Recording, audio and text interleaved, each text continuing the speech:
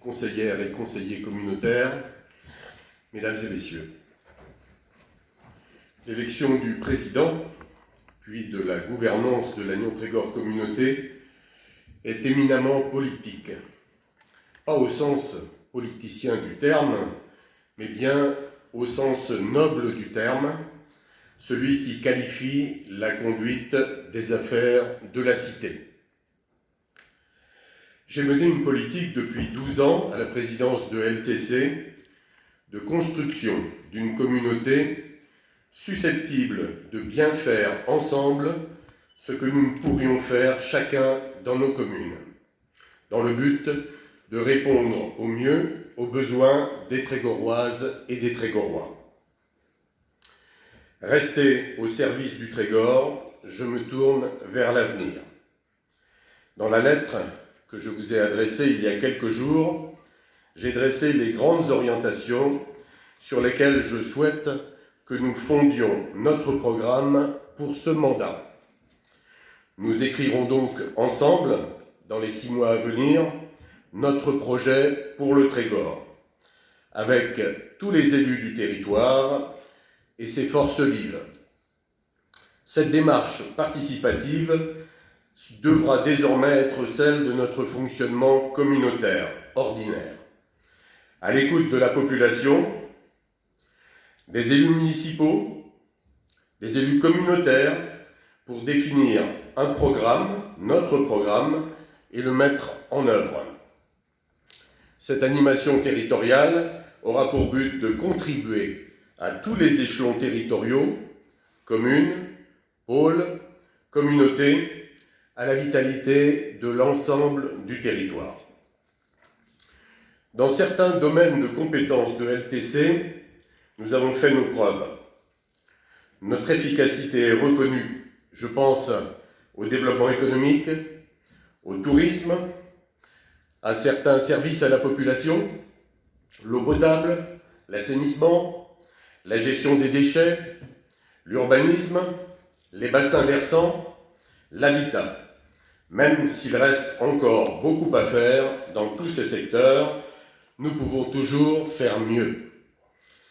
Nous traversons parfois des crises, nous y faisons face.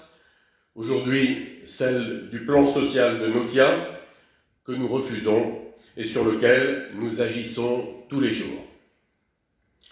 Dans d'autres domaines, souvent transférés récemment à LTC, à la suite des fusions de nos communautés d'origine, nos services ne sont pas homogènes. Ils sont insuffisamment structurés. Beaucoup reste à faire dans le domaine social pour que tous les enfants, tous les jeunes et aussi toutes les personnes âgées bénéficient du meilleur service possible. Plus de solidarité, plus d'égalité, nous pouvons et nous devons y travailler. Enfin, nous avons commencé seulement à investir les champs culturels et sportifs et ils sont largement à développer. Plusieurs grands chantiers sont entamés ou programmés. Nous allons les faire aboutir. Les écoles de musique de Lannion et de Tréguier, le pont aval sur le Léguer, le parc des expositions et la maison des entreprises à l'espace Corinérel, mais aussi l'abattoir à Bégara, le centre de vacances de Kéralik à Plestin et le déploiement de la fibre optique sur tout le territoire. Et puis, dans certains domaines, il nous faut changer de perspective. Il faut raisonner à l'échelle d'une planète qui n'en peut plus.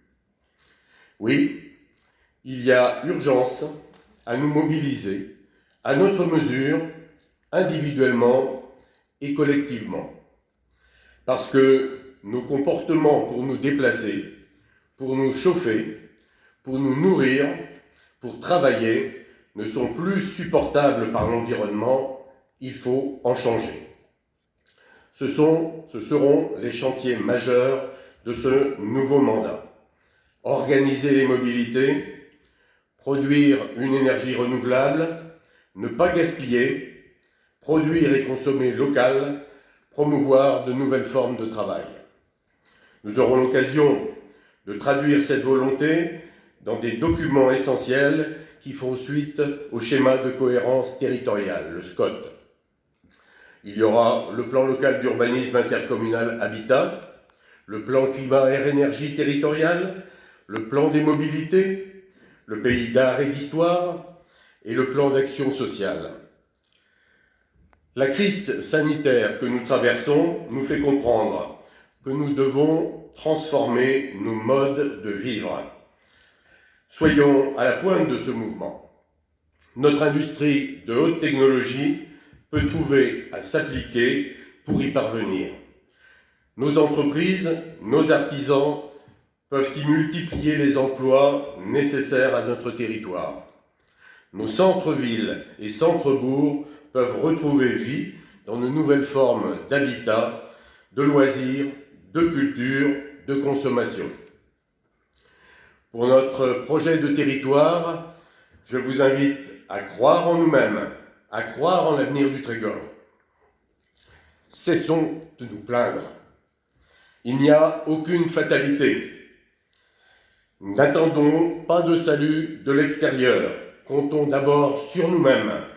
Appuyons-nous sur nos atouts, et nous en avons beaucoup, à commencer par les femmes et les hommes de ce pays.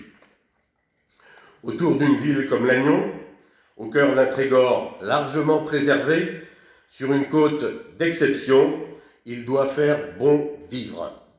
C'est bien le but de notre politique, créer les conditions du mieux vivre pour tous dans un Trégor uni et solidaire.